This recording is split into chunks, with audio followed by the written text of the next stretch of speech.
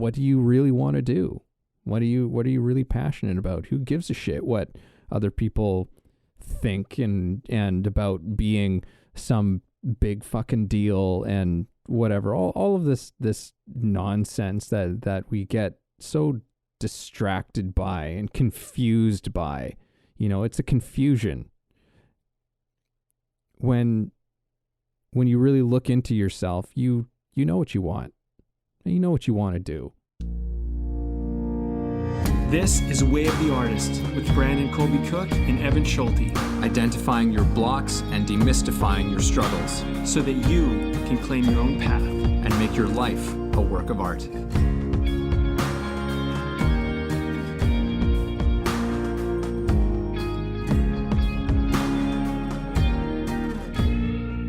Thanks for tuning in for another show with Brandon and Evan.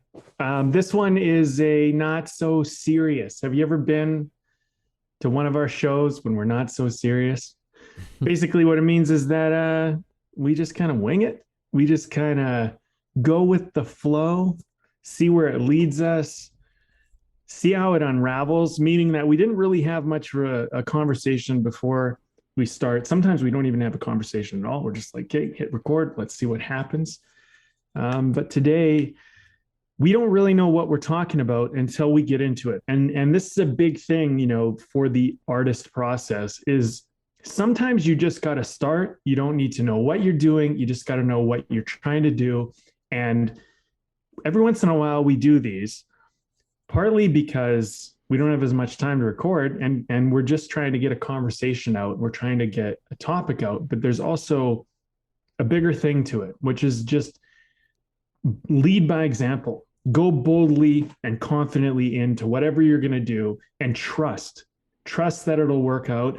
And to pair off one of the last conversations we had actually a couple ago, which is like, don't sell yourself short. This is kind of that idea, like trust that you're capable when you're in the moment to deal with whatever it is you need to deal with and work it out through the artist process. And when you're not so serious about it, you have a little bit of playfulness, things happen. So I don't know what else you got to add to the beginning of this, Evan, but that's kind of how we're beginning. Yeah, no, I was just going to say it seems to work out for Joe Rogan. Totally. He brings in a guest and they just start talking and, usually if a person has an area of expertise, they'll get into something around that. But otherwise, he just seems to go and trust it and usually an interesting conversation occurs. It happens, right?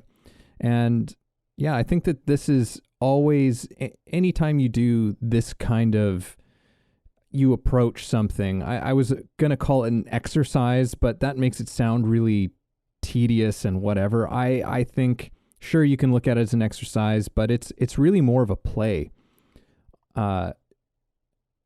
It's a play, it's an act of presence, that kind of thing. Like I've been talking about this in the last few episodes, but, I've been doing this 30 songs in 30 days challenge for myself.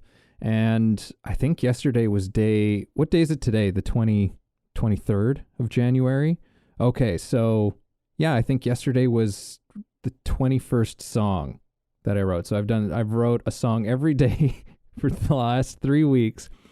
And it's very much that a process of stepping in. I'm like, I have no idea what the hell I'm writing about. I have absolutely no idea what kind of song I'm going to do. Sometimes just having an idea of, what, I think I kind of want to do something like a rock song, so I plug in my electric and, crank up the gain a little bit to get it, get it into that ballpark. Or other times just like, all right, just pick up my acoustic guitar and see what happens. And there's, you're starting with absolutely nothing. And until you find just like, oh, okay, I like that chord. That sounds nice. Let's start there. And you just follow it. You just see where it goes. And it really is a lot of fun. Like it's just a play, and it's like you're just seeing where it will take you. It really is that for me. It's like, where will this take me? and coming along for the ride. So that's what I love about these conversations, and that's what I love about just implementing a practice like this, implementing something like this in your life. You know, maybe it's in your craft, maybe it's in your art form, finding a way to just kind of let it fly. You know, and because I think that there's a lot to be learned that way, and sometimes some really great stuff can come out of it. You just never know. It might be garbage sometimes too, but that's not the point. You know, it's that the point is that there's no point. That band that created the song Yellow, that's Coldplay, is that right? Oh yeah. Yeah. Okay. I listened to a talk with the lead singer, which I don't remember his name. Do you remember his name? Chris Martin. Okay. He was talking about how he wrote the song Yellow, and it only took 10 minutes, and they had this hit song. And the way that it came about was he was just goofing around. He was actually doing an impression, I think, of Neil Young. And he was like trying to joke around about how the stars are all yellow and blah, blah, blah. And he was like, I'm doing a terrible impression. But then that song actually became the song Yellow, which was like the super hit song and really like launched them right into a whole new stratosphere along with a few others. But yeah, it was one of those things. He's just being playful. He's goofing around. He was joking around. And then, you know, a hit came out of that. So, I mean, I think that's a good reminder for us as artists that sometimes we just got to be silly. We just got to play around, try it out, see what happens. And sometimes you don't even know. Like, it's not like he sat down and he's like, I'm going to write a hit. I know how to put the pieces together to write a hit. He was literally just goofing around. And somehow out of that, him and probably his band members, whoever was there, they kind of, I mean, hey, there's something here. Let's do it. Let's make it. Right. And turns out to be this great song that a lot of people know. And, you know, it was a big deal. I remember when it came out, I remember where I was the first time I heard it on the radio. I remember exactly where I was. And I remember even the weather. I remember everything because that song, like when I heard it, was just like, wow, what a cool song. And that was an artist just off the whim, goofing around, playing around, made that song. Right. Which is a memorable moment in my life that I, to this day, which, you know, I would say was probably like 20 something years ago, right? Must have been. And it's like, 20 something years ago. I don't know. And I was in high school. Yeah, that sounds about right. Yeah. And I heard that song and I remember the day, I remember the moment, I remember being in the car, I remember everything. And it's funny how art can just strike you that way, you know, and for the artist, we don't always know that we're creating something that's going to do that to people. And I think this is the important thing to remember is like something I learned actually very early on in my acting career, I guess artist career, but it was really through acting that I learned this whole idea is that you really have to show up and just trust that what you're going to do is going to be like good. It's going to be good quality. It's going to be worthy. It's going to be something valuable. And you just know at like a base level, you just have to start to be like, I've put the work in, I've put the energy in. I've worked on my craft. I've worked on my instrument. If I just show up and do something, there's something going to be there. Like, it's not going to be total crap. Like when you begin, you know, you haven't worked your instrument, you don't know your craft, you don't have any guidance or whatever. Like, so that shouldn't be your gauge. Like your gauge, I think initially should just be like, hey, I'm doing it, I'm learning. But when you get some practice in, you start to actually, you know, you really put that work in, you've actually done some stuff, you know, you just got to start to trust that, okay, like I have some basic skills here and those skills aren't just going to disappear. So it might not be great. It might not be exceptional. It might not be the best, but it'll probably be okay. There'll be something that's workable, you know? Like I've seen you play guitar. That's the last thing I'm going to say. I've seen you play guitar and I've blown away. But you just play guitar and you're like, oh, I'm just strumming. I'm just doing a riff. And I remember hearing you and just being like, holy shit. It's like, I wish I could do that. I have no idea how to do what you're doing. And you're just like, oh yeah, you know, I'm just playing around with the riff. And I'm like, to me, that's where as artists, I don't think we always appreciate the like skills that we built in something because we just do them. They just almost like come out of us like air. We're just breathing, you know? Yeah, and at one point there's a point of frustration. Like I definitely remember being a teenager and literally yelling at both a combination of my brain and my fingers. Just being like, "Come on, just go where I want you to go." You know, it's like it's so I've been there. And that's just part of the process, right? Everything is difficult until it becomes easy. And as a side note, the Yellow is a song I love to play on guitar. That's one I learned a long time ago, and I continue to just bust that one out every now and then because it's great. It's a great song. Yeah. Well, I mean, also like to go back to that reference point, like he was goofing around, but he was also probably at a point where he could be pretty proficient with music, you know? And this is when play really, really gets to have room for the play of play, you know? Like, I know that sounds like a silly thing, but there's two forms of play. And we've talked about this in our podcast before, but there's being playful, but then there's play, which is when something has room to move and maneuver and like be, you know, it's not so structured, right? There's like a rope that's kind of loose, you might say, has a bit of play in it, right? It has a bit of room. And play is about creating a room or an atmosphere to like kind of a sandbox, if you would, to build and play within, right? So, you know, if you really want to kind of take advantage of play in your life as an artist, I mean, I think there's two parts of it. One is that use it just to explore, like just to explore what's possible, to try new things, to break outside of the box, you know, whatever that might be.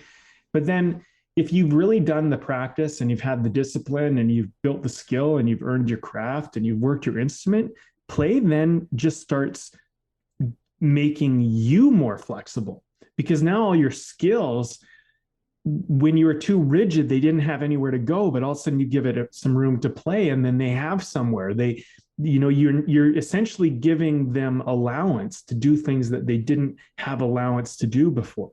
And that can be quite, you know, quite awesome. Obviously, Yellow being a great example of that, right? Whether you like the song or not, you can't deny it's a hit and it made a big impact in the world. Yeah, no, I love that you brought that, you know, that story into this into the mix. It seems to be like a good place to just play around with that, you know, and that whole story. But it's interesting. I think that you know, as people, but definitely as artists, I think that a lot of us can distrust what comes out of play, the things that come out of it. But sometimes, like, you know, like when you're just letting it flow, that's when something incredibly, you know, you almost can surprise yourself with how incredibly honest you can be when you're not kind of struggling and fussing over it. You know what I mean? It's like for some reason we trust more what we've struggled over than the things that just emerge out of a playful spirit. And I don't really understand why. You know, we have this obsession with like, it's got to be hard. It's got to be hard all the time. And to be fair, I have to cut in. It's a sales pitch. Yeah. We've been sold that. Like we've literally been sold that. Yeah. It's not even that surprising. It's not baffling. Like we're unfortunately, here's the thing, and I don't mean to cut you off, but I have to say this. People who don't do what they love, it's hard work for them. And they struggled to earn a living, to do things, to whatever. And it sucks because they don't want to do it. That's not really what they want to do. They'd rather be doing other things. So they're working so they can do what they love. And the problem is that when you're talking to an artist who's doing it because they love it, you have the entirely wrong mindset. Because an artist, like I know when I was an artist, like, and I am still an artist, and not was, but when I was a young artist, like when I made money with my art, I just put it so I could do more art. Yeah. Because that's what I love to do. Like it was like I was earning money to in art and then putting it right back into art, to buy a camera, to buy some stuff, to get myself an acting class. Like everything was just feeding. And you're not unlike an entrepreneur, because that's what an entrepreneur does. They have a business, and generally, if the entrepreneur's business is like a good business for them, they generally just put their money right back into their business, and the business just grows, right? And artistry is no different. You put it back into the thing that, and it enhances it, right? So the struggle thing is a sales pitch. I think we bought that from people who are not doing what they love. Yeah. And we need to reevaluate that in a big way. Yeah. And but I do think that it's possible that it also emerges from some other part of ourselves, somewhere deep in our in our psyche somewhere as well. Like, I'm not disagreeing with you. I think that, no, I hear you. It's like it's something, this and this as well. Yeah, it's like something that's emerged in our culture. Like, I'm just thinking in terms of, you are doing something like you are a young musician and you're trying to learn how to, be a better songwriter, things like that, and or play your instrument better. And there is a kind of struggle that happens there. There's in learning how to do things better and becoming more proficient, like you were saying, like as you're building that skill up, there is an element of struggle where it's not easy. But I think that, yeah, it's like we forget, that we've learned all of these things, but we've just continue along with this whole thing of like, oh, this has got to be a struggle. We're used to this thing being a struggle. So, it has to always be that way in some regard. And there's a few quotes already that have, in this conversation, that have come to mind for me. One I think I've shared before on the show, which is from Eugene Herrigel's Zen and the Art of Archery. But it's a whole beautiful long sort of paragraph, but it ends with, you have a much too willful will. You think that what you do not do yourself does not happen. And I think that what we've been talking about has a lot to do with that quote, where it's just like, I have to have just this sense that I'm really doing this. And we equate that with struggle and pressure. And it's like, yeah, but it can also be, you can also just kind of let the thing rattle out there, easy and gently and suddenly, and really be surprised by what comes out.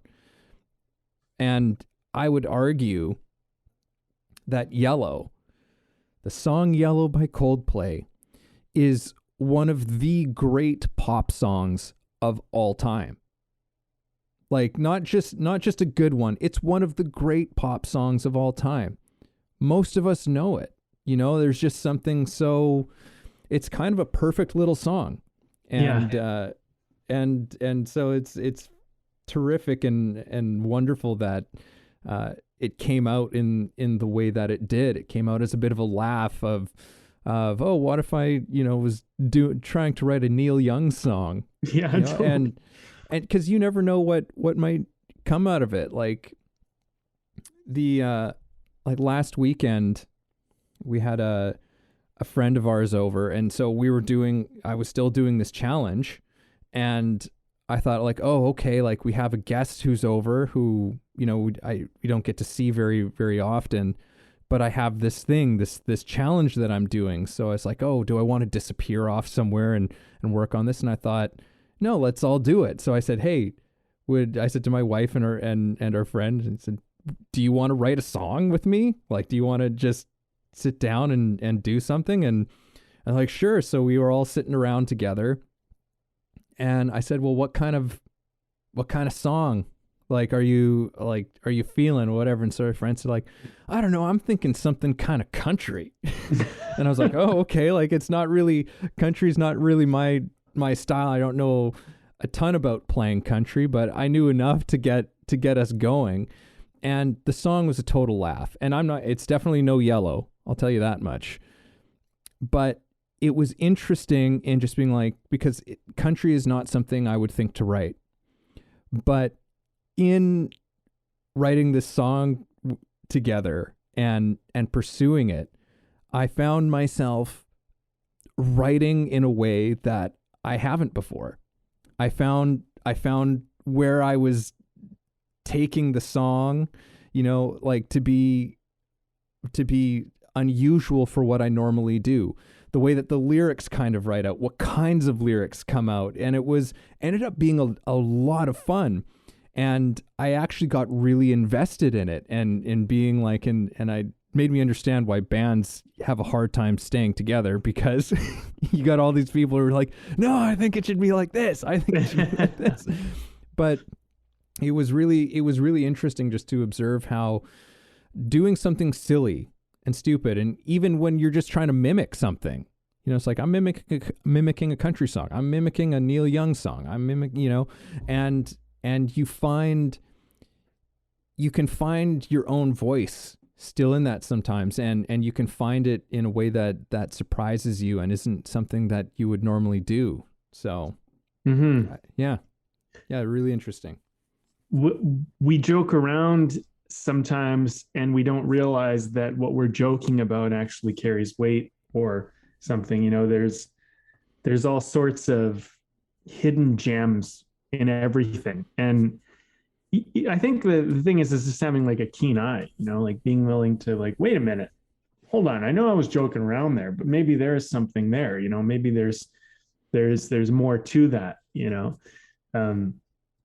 Yeah, there's a bunch of things that I love to talk about. I want to go back to the suffering thing real quickly, because I think like there was an interesting kind of artery we opened up there. That's just so everyone is aware of like to going back to it. We have not discussed this yet on the show, but we were kind of talking a bit about this before we started recording. Well, we were kind of talking about it in the recording, but we talked about in it a way. Yeah. I suppose. So to me, it's kind of like with the suffering, there's a few versions of it. So there's the one we kind of identified on the show, which is like the work needs to be hard for it to be real work. You know, that type of suffering, which is, I think, either it's a confusion, like either you're doing what you actually enjoy and you're just making it hard on yourself or you're making it harder than it needs to be because it doesn't feel like real work unless it's hard and you're suffering. And I think that's actually a confusion, and you're not actually, like, it could be fun. Like it could be play. Like work and play do not have to be separate things. And I think that's an important thing to keep in mind, especially as an artist or especially as like a business owner. Like it can be fun. All this stuff can be a lot of fun. It can be playful. You can joke around, you can goof around. You don't have to be so serious. The other part of the suffering, just trying to do it and figure it out. There is suffering in that. I know, like, for myself, like, well, I mean, as an artist or an entrepreneur, they've come up in both areas where it's like, I want to do this thing and I don't know how to do it, and it's hard to do.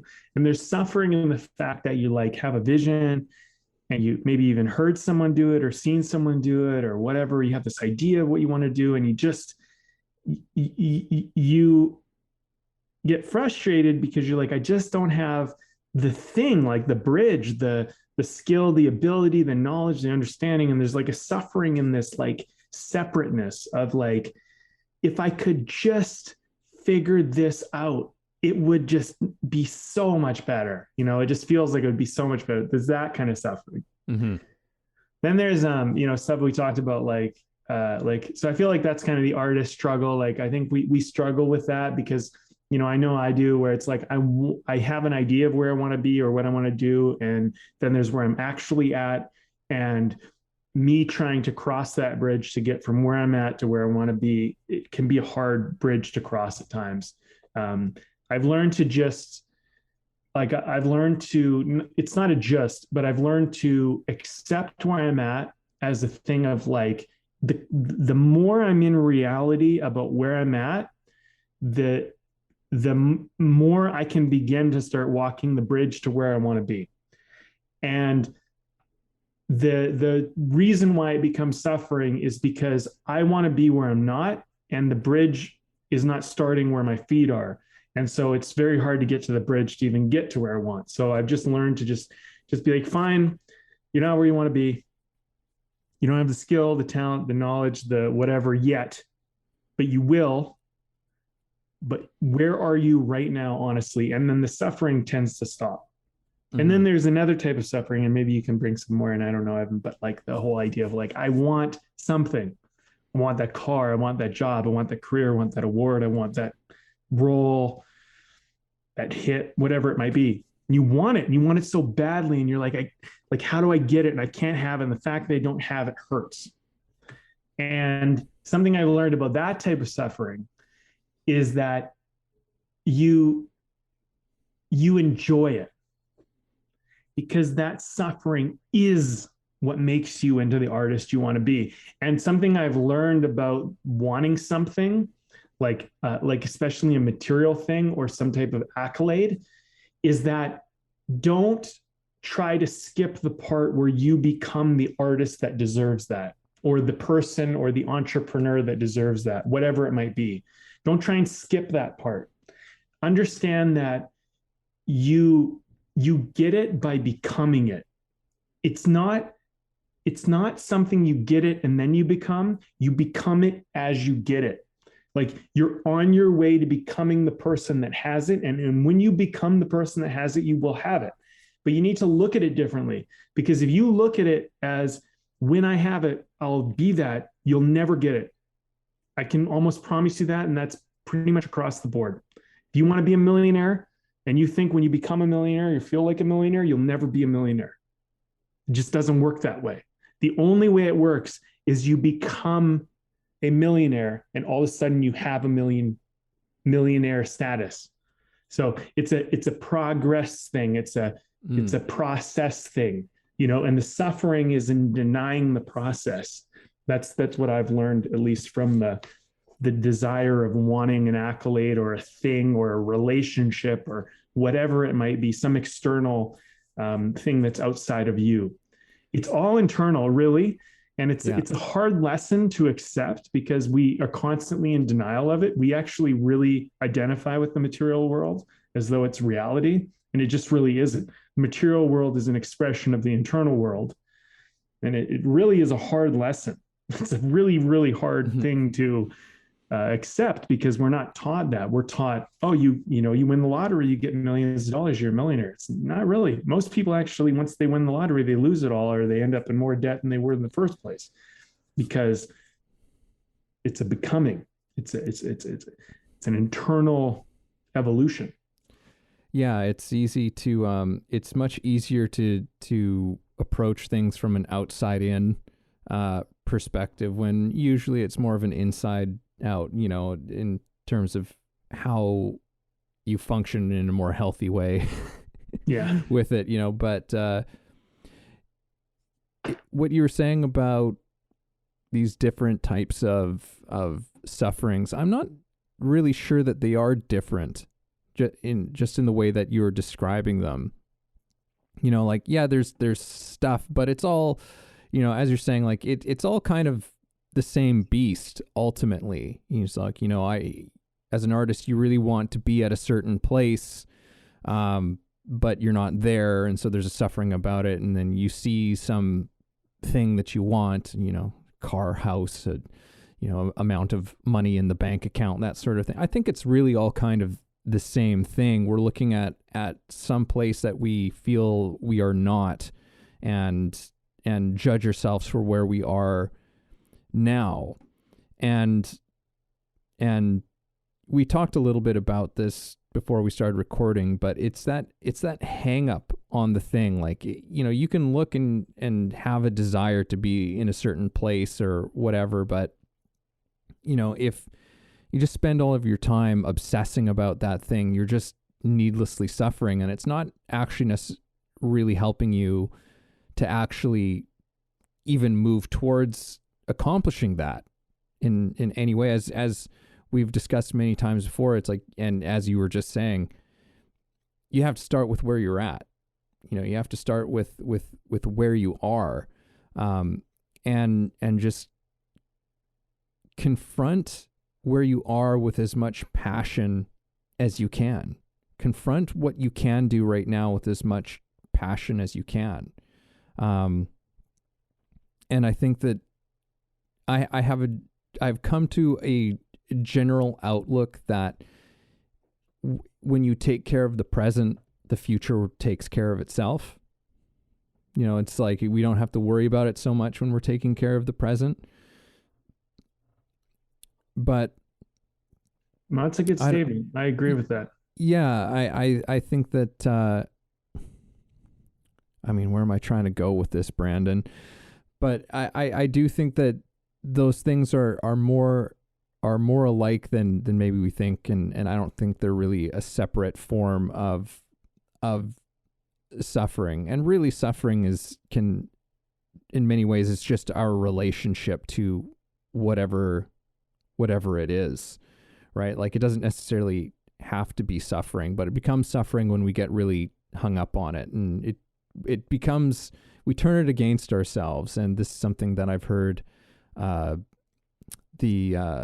Hindu guru Sadhguru say before. He's like, you know, he describes any form of mental illness, and by that I mean scratch what I just said, because that's not accurate. But basically, all forms of like anxiety, depression, things like that, said worry, all those things are essentially turning our intelligence against ourselves. And I think that there's a lot of truth to that. You know, we have our relationship to things. We are where we are, and we are looking out at something that we want or that we think that we want, and you know, we start to judge ourselves, or we start to judge the world. We become cruel and nasty to ourselves and to other people, and I mean, and that all has to do with ourselves. You know, our own judgments is really where it comes down to. Marcus Aurelius, that's a big message in his Meditations book as well. You know, there's no shortage of people who have commented on this issue that we face as human beings. So I feel like there was something I was trying to get to. I don't recall what it is, but you know, I'm glad that you brought this into the conversation. And surprisingly, from where this conversation started, I was like, it seemed like this might be a bit of a detour, but I see that this whole conversation is in many ways about this problem of suffering, you know, suffering in the work that we're doing, suffering in the pursuit of something, suffering in learning, suffering in process, all this suffering. And I think that has that in most part has to do simply with our own mind, our own judgments about what's going on. Yeah. Well, I think it's all relationship, man. Like, it all comes back down to relationship, and a relationship to suffering, our relationship to the external world in relation to ourselves. And I think that people get confused because they perceive unearned things as somehow a benefit to the person. And nothing is really a benefit unless it's earned. And what I mean by that is that when you get given something you didn't earn, it does in some ways seem like it makes your life better and easier, but there's a price. There's a price you pay.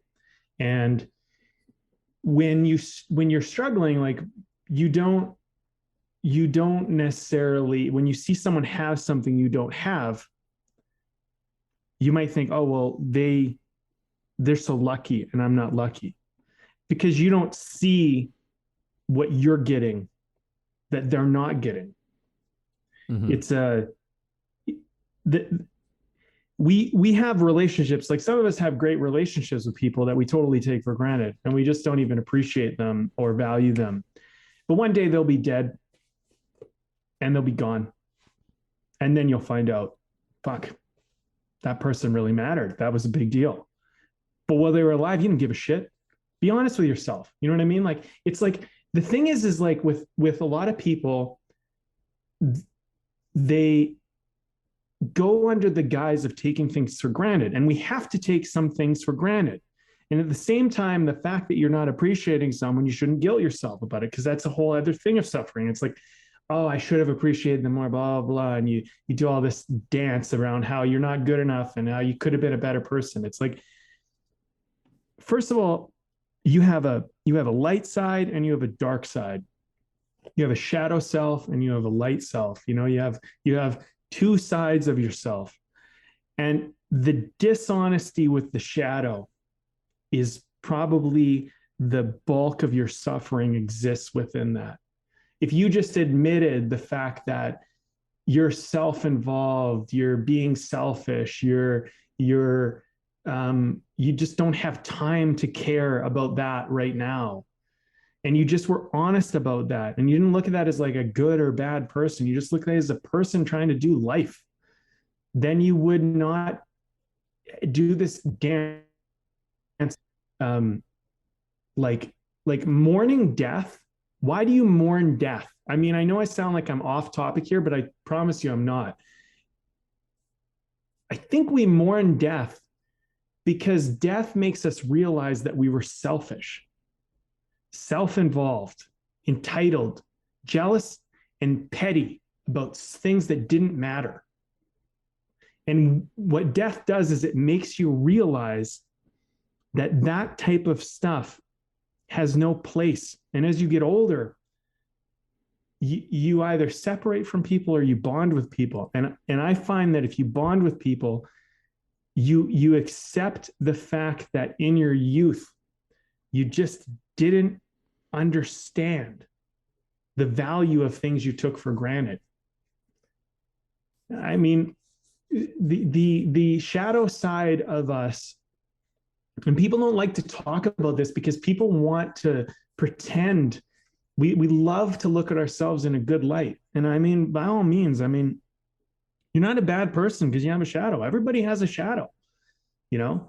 And this whole thing is like, let me bring this right back in. You look at somebody, they're super successful. You want to have what they have. You want to be where they are. You want to have the relationships they have, the money they have, the success, whatever it is they have. If you're jealous, you're envious, you knock on them, that is your shadow. Because what your relationship to them is, now hear me. You have a relationship to what you believe you cannot be. If you see them and you see love and admiration and you want them to go further, you want them to do better, you have a relationship to what you see in you. Because think about it, you're projecting onto them your own internal world. So if you're jealous and envious, what you're saying to yourself is that I don't want them to get any more because it reminds me of what I'm not. But when you want them to succeed, when you want them to do even better, when you're like, I hope they get the award, I hope they get the success, what you're doing is you're projecting yourself into them and saying, I want to be like them too. And when I get there, I want to keep going. I want to see, and you're seeing through you, like you're seeing where they can go. You're seeing through you where you could go. Mm-hmm. And the shadow wants you to convince you that your jealousy and your envy and your petty thoughts are somehow valid and that you can somehow be a victim and all of that stuff. Victimhood, by the way, is the shadow self. The light self is a champion. The light self says, you did it. That proves to me that I could do it too, because you did it. It shows me there's a way. You made it possible. By you doing it makes it possible for me.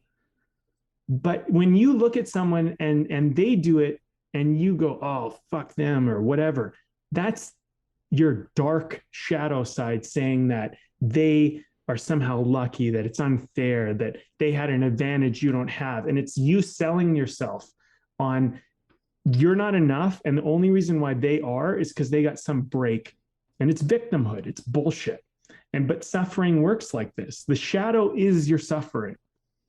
The shadow it controls you through your suffering. And that's how you know it's there. Like the hurt suffering. Because there is one last thing, Evan. There's a suffering you embrace, the embrace the suck kind of suffering, where you're working out and you feel the pain and it hurts, but you know you're building muscle and you actually like the pain. You want more of the pain.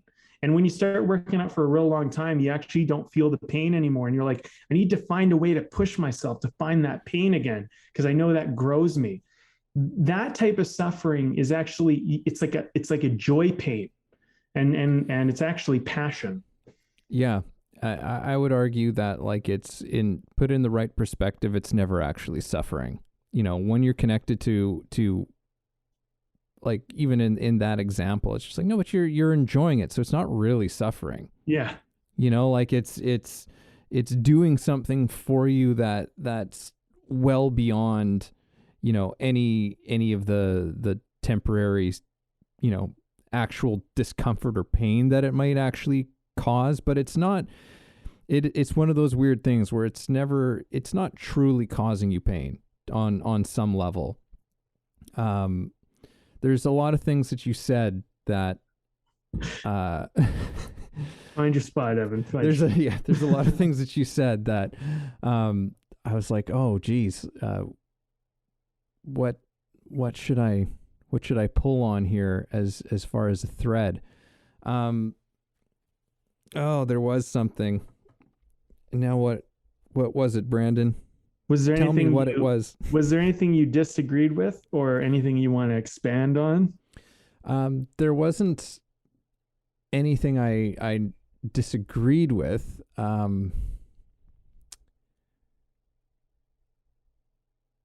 Waiting on bated breath, Evan. I know. I know. This. Well, what are we talking about? We're talking about suffering. We're talking about the shadow side. Yes, that was it. The whole the shadow side. Yes, thank you very much. That was what it was. Yeah, that whole shadow side of things, and also a lot of what you're talking about makes me think of the law of appreciation, which is also, I myself kind of think of the law of appreciation as also the law of wonder. Because when you can appreciate someone, we can appreciate what someone else has done, it creates inspiration, and it creates, you know, a sense, it creates a sense of wonder in what's possible and maybe what you could do. And, you know, and it's a much healthier relationship than jealousy. But with that said, shadow is not without its benefits. And by that, I mean, shadow is usually a teacher, but it's a teacher when we hold it up to the light is the main thing. Not about being absorbed in the shadow, but in recognizing it and bringing it out to the light. It teaches us something. It teaches us something about ourselves. It teaches us how it helps us to grow as people. It teaches us to transcend. But I think in many ways, almost more importantly, when we come into contact with it and we come to understand it, it helps us to understand others better too. It helps us our shadow can help us to have compassion, I think, is one of the best things that it teaches us. When we begin to understand and let go of our own feelings of jealousy and inadequacy and unworthiness, things like that, that helps us to understand other human beings and what other human beings are going through. We all go through that shit. We all experience it. We all experience feeling like victims and whatever, but we can't actually help people with that unless we're in contact with that in ourselves, unless we've come to see it and transform it, and to begin to, like, as we've been exploring in this conversation, you can transmute jealousy into appreciation. Yes. You know, you can catch yourself in those moments where you're feeling jealous and envious of someone else's life and say, well, what do you appreciate about who they are, what they've done, you know, what they've accomplished, the way that they are in the world, that sort of thing. You can, that's a real practice that you can do in your life.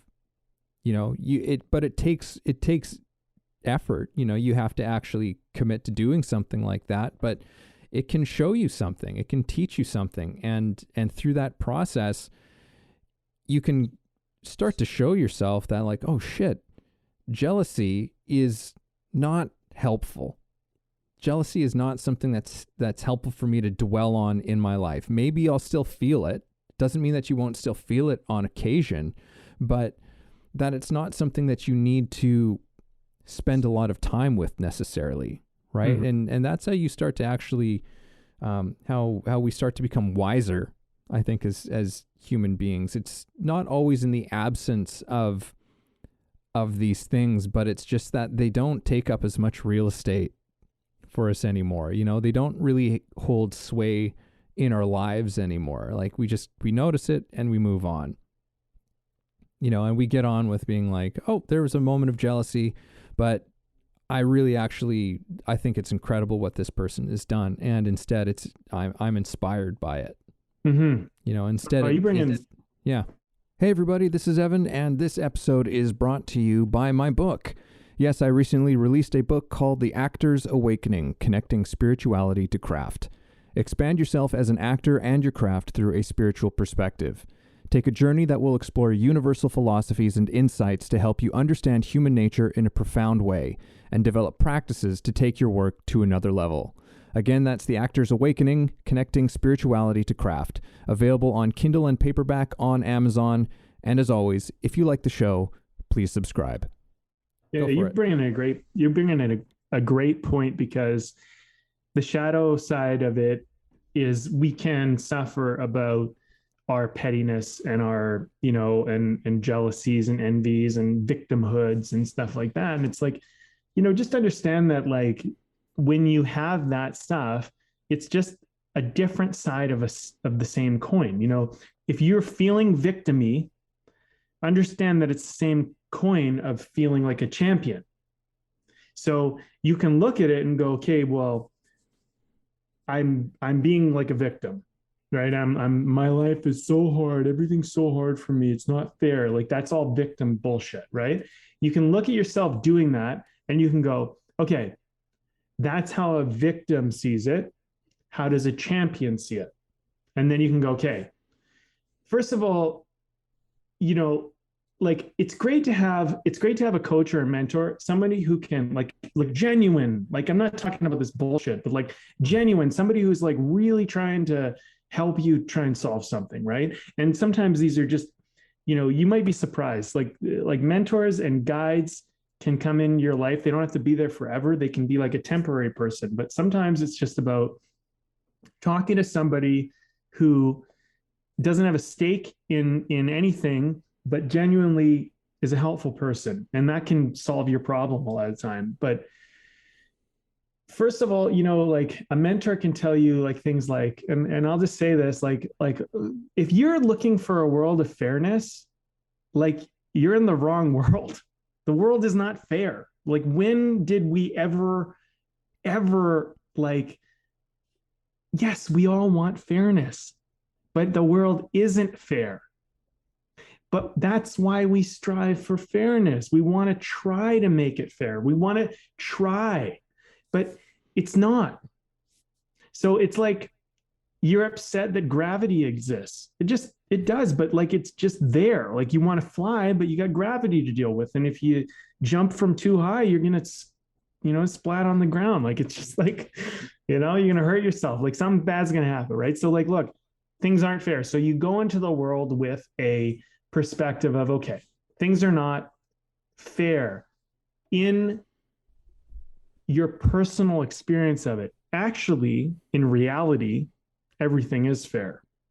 It's just that it's not always weighted in your favor. And what you don't like is that it's not always weighted in your favor. What you want is you want to take care of you, which is your shadow self being selfish and self-involved. So if you looked at it this way, imagine you were starting a race, okay?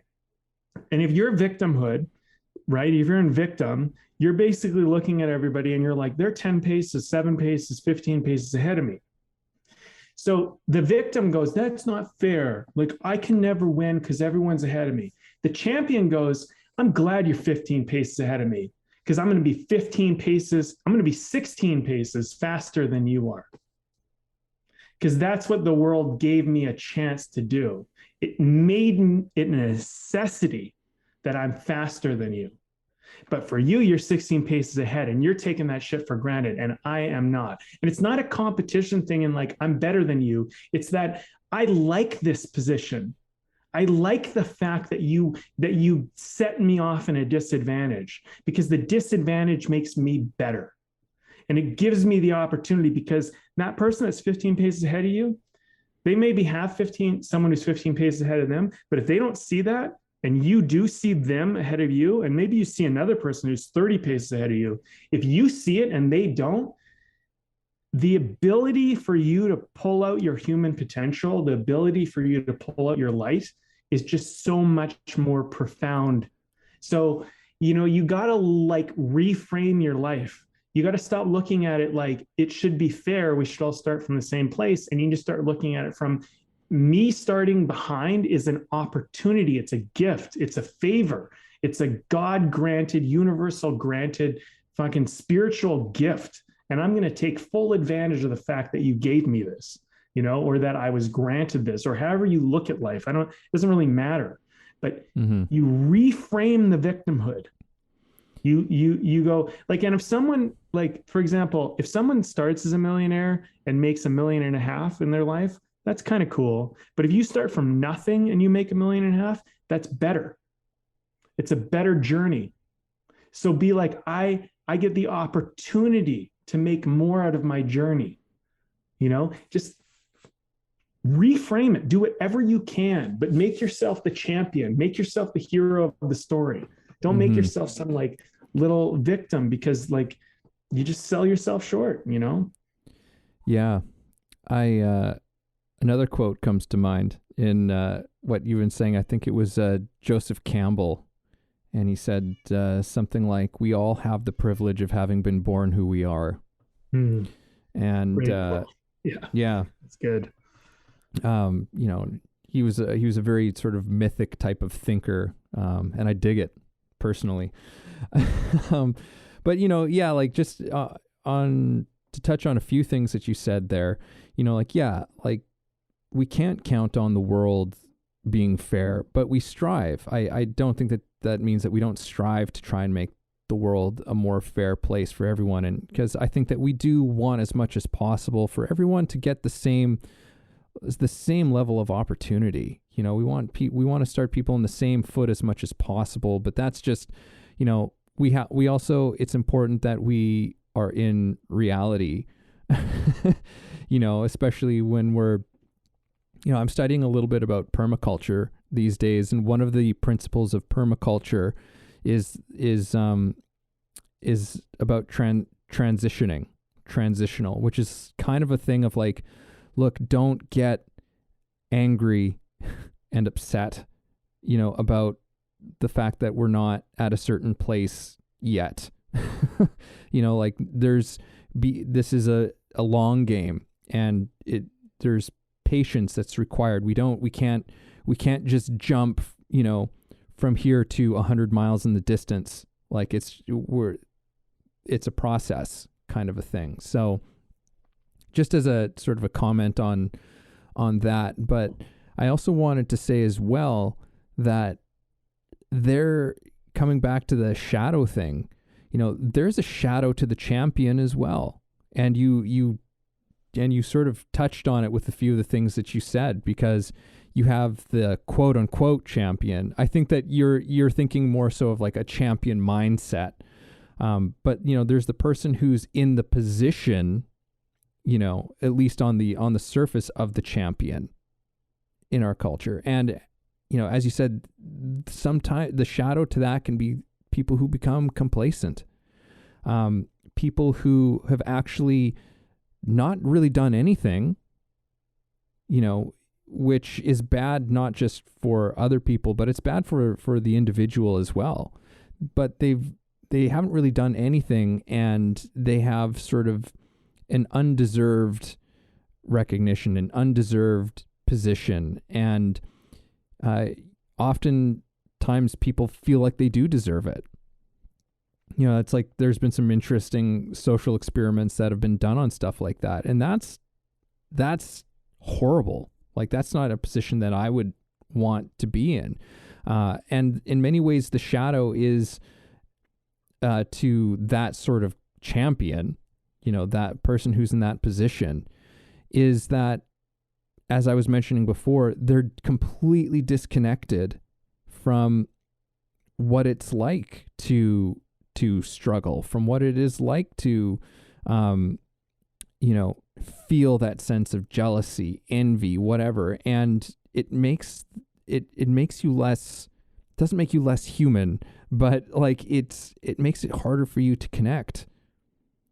So there's a disadvantage to that as well. There's, as you said, there's two sides to the coin.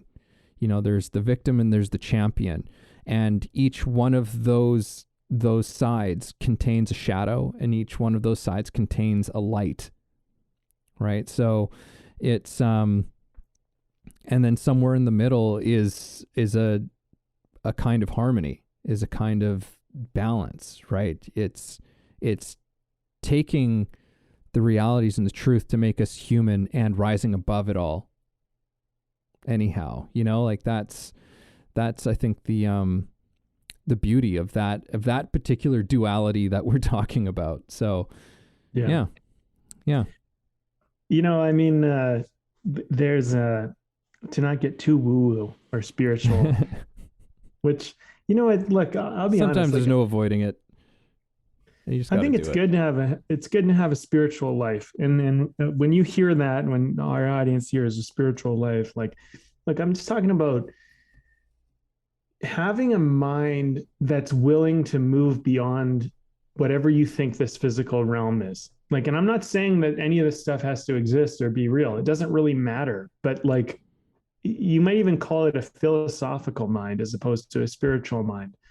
But someone mentioned to me at one point, they said, what if you chose everything in this life? Like, what if you were a spirit and you entered this life and you made all the choices? You positioned yourself where you are. You chose the parents you had, the siblings you had, the place you would be in the world, and all of that. And you're here specifically to learn some lessons. And you chose all these pieces, and you put all these pieces together because you felt they would give you the lessons you needed so that your higher self could transform and move into whatever, what maybe something like that. And I remember hearing that and thinking, that's a great way to look at this, because if you look at everything like a lesson, like a gift, like something you wanted, something you chose, and you get a little less attached to everything that is like this physical world, you just feel better. And here's the thing. Most of us are just doing things to feel happy. So yeah, if you can do that by just reframing your mind and looking at things a little bit different, and stop being so linear and structured and basic, expand your mind, try on some new ideas. Another one I like to play with is, imagine that none of us are real. Okay. You're here listening to a podcast, you're listening to us talk, and we're just AI, right? We're just AI bots who you chose to bring into your life, and we're talking about something, and none of this is real. Nobody around you is real. Nothing is real. You're in a VR system, and it's all designed not just to entertain you, but it can give you lessons. It can give you everything you want. Like, try these things on. And I kind of pursue these ideas, these philosophical thoughts, like, what if things work this way? What if they work that way? And just try them on, because if you're not enjoying your life, you're doing it wrong, in my opinion. You're essentially misusing the experience opportunity you have. And it's hard because, you go, well, what if none of that's real? Like, what if it all just is nothing and nothing is anything? I mean, that's a thought experiment. You're just committed to it. That's the only difference, but try them all on, see what helps you to have the best expression of yourself, because none of it really matters. You're going to live and you're going to die, and we don't know what's going to happen. So you might as well make the most out of this experience instead of sitting around suffering and being a victim and like just being like, life's so hard and everything's so unfair. Like, you could do that with your whole life, but why? It just doesn't make sense to me. It just seems like a waste. Yeah. And that whole question, I remember a number of years ago when I was in a really dark place, and that can be a really hard question to be going on in your head, a very haunting question of like, well, what if none of that's real, and what if it doesn't matter, and there's no point? And the question the question that pulled me out of that one was, so what? It's like, so what if it doesn't mean anything? So what if it's if it's all nothing? That doesn't really matter. If it doesn't matter, that doesn't really matter, because what you do know and what you do have is still this life and this moment, and all of that stuff, the relationships that you have in your life, like so what are you going to do with it? Like it makes no difference ultimately to the life that you have, so yeah, like, what do you really want to do?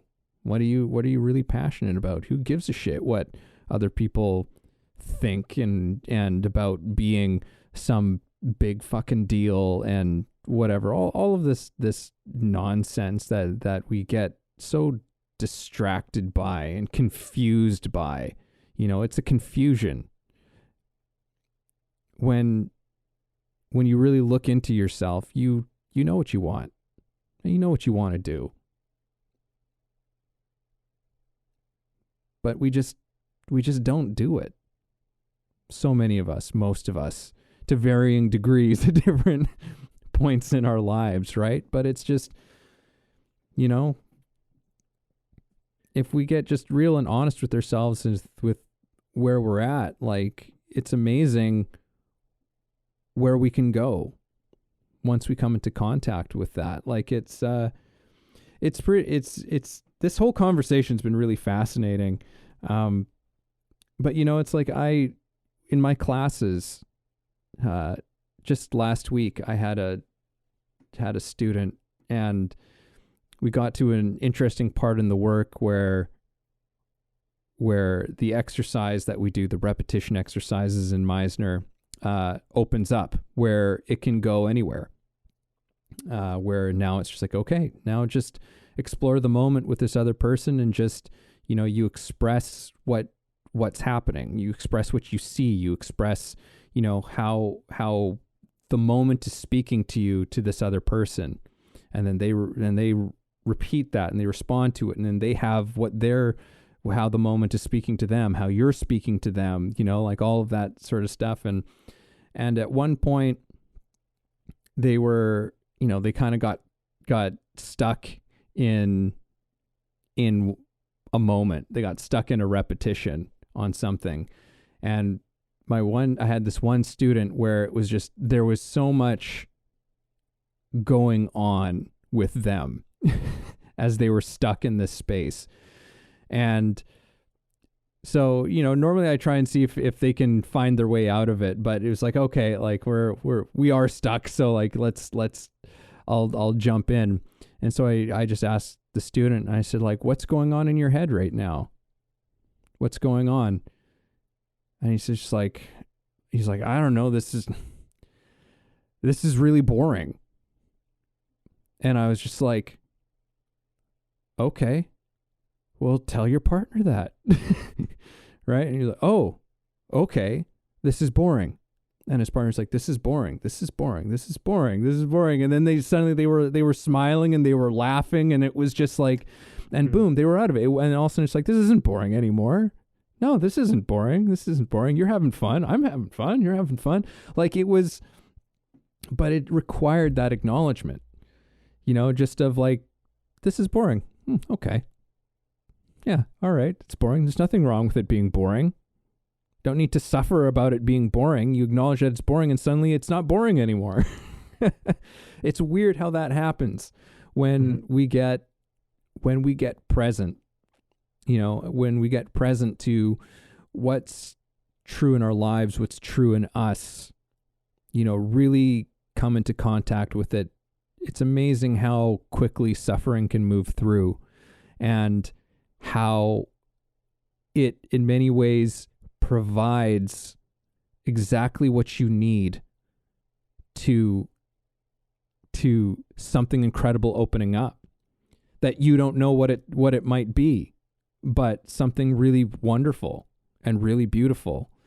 But we fight it so hard, and it's kind of funny. It's kind of funny. It is funny. Yeah, we resist what is. We resist, and like this whole thing that things need to be different than they are. I think that's a big part of this conversation, is like, things will be different. Like there's one constant in life, and that's change. Things will change, and we can suffer in the fact that we can be in a hard moment and we just feel like we'll never get out of it. I've said this before on the podcast. It's like when you're suffering and you're like low moments, you feel like it'll never end. And then when you're at the top of your game and everything's working, you also feel like it'll never end. And it always does. It always does. And you begin anew and you start again, and something else happens, and when you just accept that everything lives and dies, you begin to appreciate the moments. And I talked about this with like, what does death teach us? Like, death isn't just in a human being lost, or some animal or something in our lives that goes away. Like, death is in the very moment you're in. You will never have this moment again. Whatever moment you're in right now, this will never be this ever again. This is going to die, and it's going to die very, very quickly, and you will be gone, and you will be on to the next, and you might never even have noticed or cherished the life of this moment, but you lived it. It was here, and you had a relationship with it, and now it's dead and gone, and you've moved on to the next.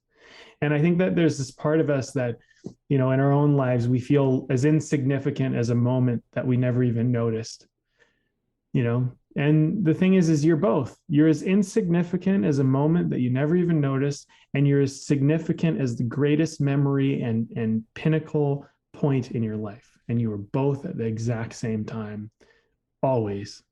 And the question is, how are you choosing to experience it? And I'm not saying you need to go around and be like, this moment matters, and this moment matters, and everything matters. You don't have to do that. You can just be like, you know what? I just went through like 10 moments. They didn't really, and all of a sudden something brought me to my attention. But those 10 moments that didn't matter also matter in relationship to this moment that matters.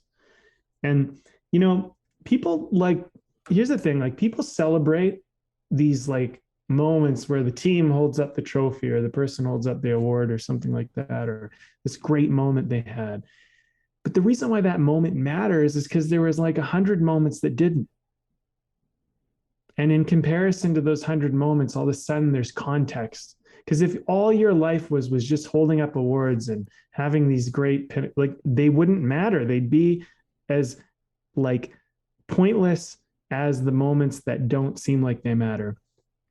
And what I would do is I would say, maybe walk away from this conversation. And if you're in a really hard time, and this is something like I bring this up a lot, but I will say this because like my hardest moments in my life, I actually look at them and celebrate them now because like they matter so much in relationship to where I'm at now because, I'm even like, there's like even things that I needed when I was in a hard time that I'm, paying off now, and I look at that and I go, you know what? That guy needed to spend that money to live through it. Like he needed to do it. And I'll gladly pay for that today because he got me here. And whatever the fuck it took for him to survive that, I'm proud of him because he did it.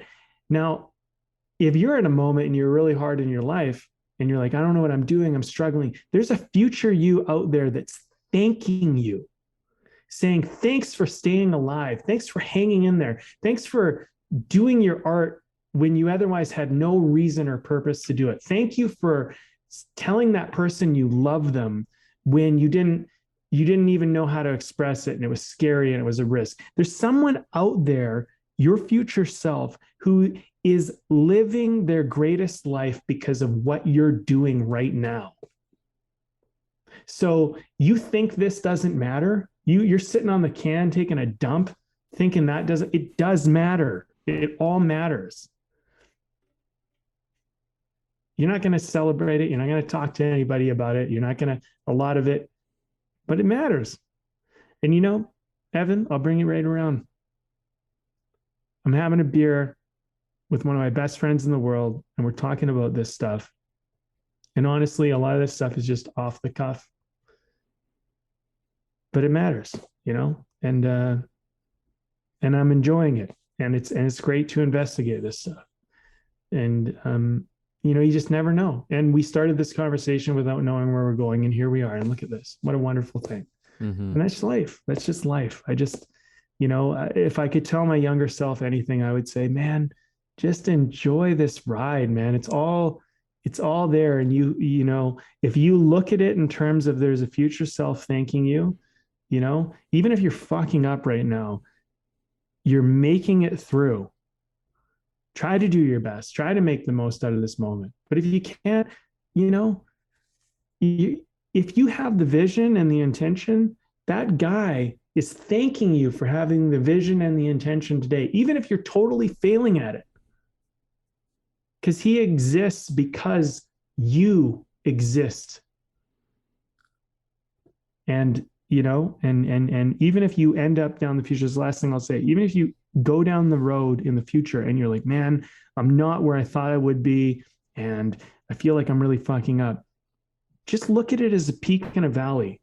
You're in a valley, that's fine. But understand that valley, it's not all valley, man. It leads to a peak.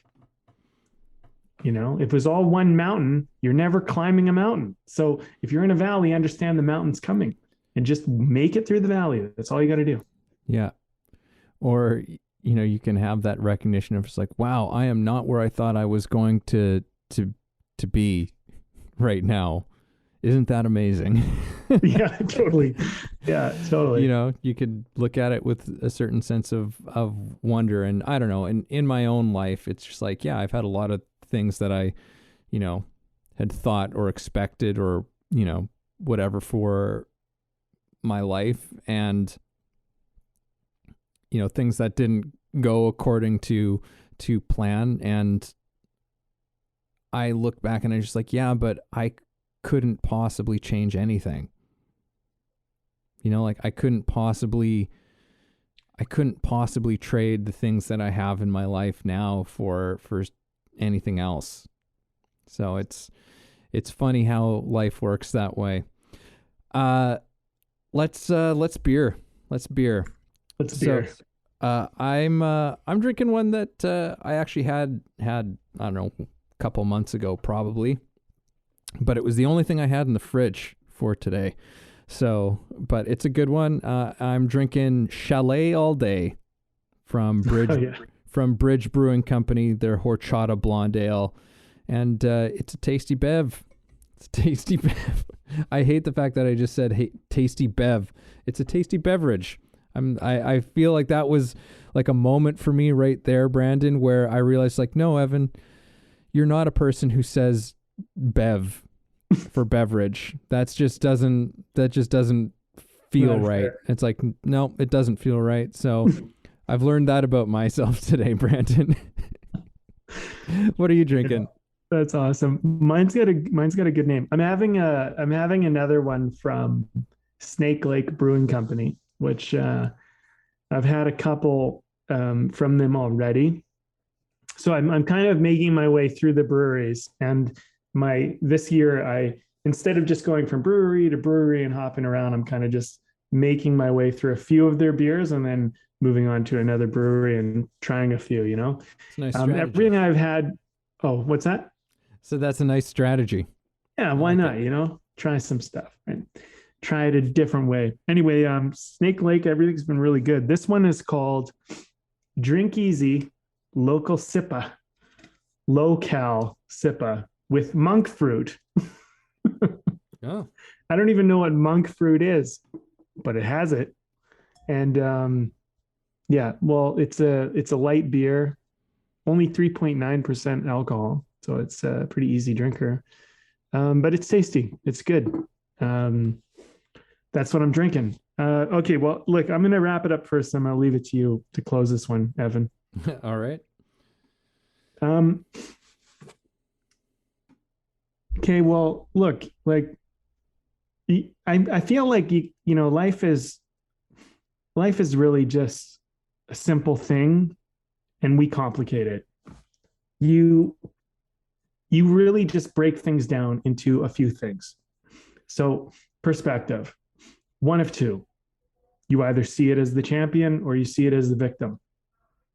Make your choice. They both lead down a path. If you choose victimhood, it's going to lead you to a path that's only going to be more victimhood. It's going to enrich that. That's a wolf you feed, and that will be the life you live. And then there's the champion. And if you go down that path and you feed that wolf, and you build that up, you will find yourself as more of a champion in your life. It's really that simple. It's all about how you're going to see this. I feel like I've given enough examples throughout this podcast as to like how to do that and the way to look at it. Just make everything gold. If you want to be the champion, turn everything into gold. If you want to be the victim, turn everything into shit. It's pretty obvious when you look at it that way. Do you want to turn your life into gold or do you want to turn it into shit? You can do either or. And then I think the other thing you have is you're constantly playing a little game of whack-a-mole with past, present, and future. And the trick is to stay present.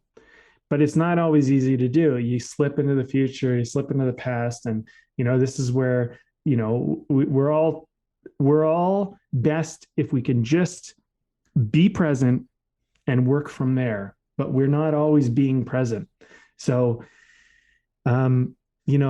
it's easy to be a victim when you look into the future and you see how far away your dreams and vision are, and you just don't know how you're going to get there. Well, look, you're here now. So put the intention out that you're going to get there and do the things that you think you'd need to do to go get there. And you will no longer be a victim to your circumstance. You will eventually champion your circumstance into what you want. And look, I don't know how long it will take you or what it will take to get to where you want to go. It all depends on where you want to go and what you want to do. But the thing is like, just in the moment, start making champion choices towards that and just be in the moment. Just be the champion in the moment. And then if it's about the past, I've struggled with the past before as well. If you fucked up in the past, you made mistakes, you hurt people's feelings, maybe you just did something that wasn't good. Make amends. Call the person up, If you can't call them, if you can't talk to them, write a letter to yourself and don't mail it and just keep it in a box. But make amends with your past, because whatever your past was, it got you here. And that's all that matters, and look, you might not be a perfect person because, like none of us are. So just be like, fine, I'm not a perfect person. I made some mistakes. I did some things wrong, whatever. And just be like, hey, like if I can fix it now, I will. And if I'm not able to, then I will just leave it to God or leave it to the universe or leave it to your higher self, whatever your thing is. And just, it's time to move on. You know what? Because everybody is struggling and everybody is suffering in a certain way. And you're not an exception. We're all in this. So try to take the wheel of this moment and try to drive it into a future that you actually want to go to, and stop looking in the rearview mirror about how you were and just go, look, I went through that and now I'm here. So it is what it is. And let's do what we're going to do moving forward. I feel like you covered a lot of like the back 9. Okay, in your closing. So I think I'm gonna cover the front 9. All right. Because I really enjoyed that part of this conversation. And I'll keep it simple. Don't undervalue or overlook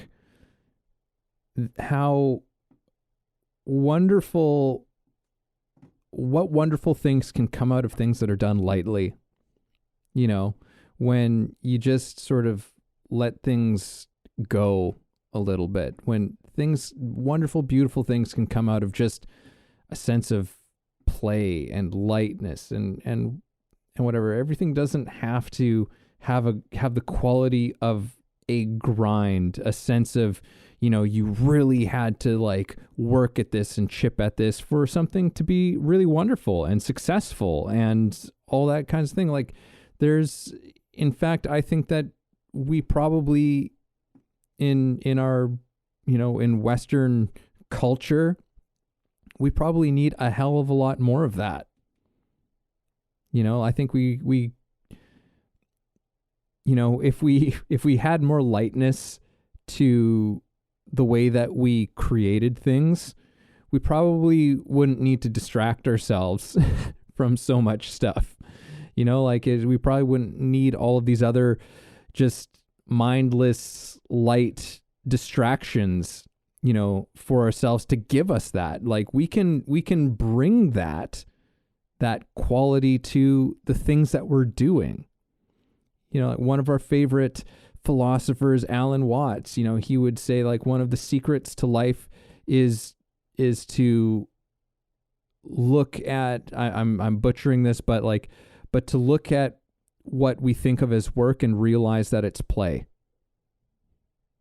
I think that so much of this conversation has been about, let's rethink our relationship in our mindset to how we're doing things, how we're looking at things, how we're approaching our work, how we're looking at the world, how we are treating ourselves.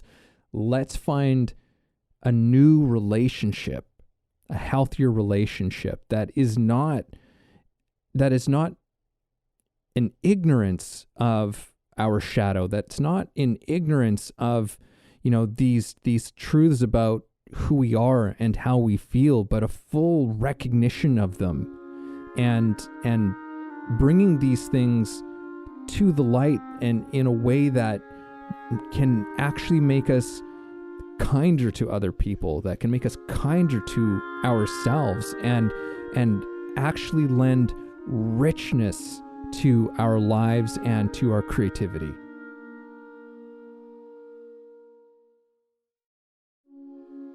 Thank you for listening in on our conversation today. We hope you found something helpful that you can carry forward with you. Head over to our website, wayoftheartist.com, for more free exclusive material and learn about the show. If you haven't already, please support us by subscribing to the show, sharing it with people you know, and keeping compassionate, creative conversation going.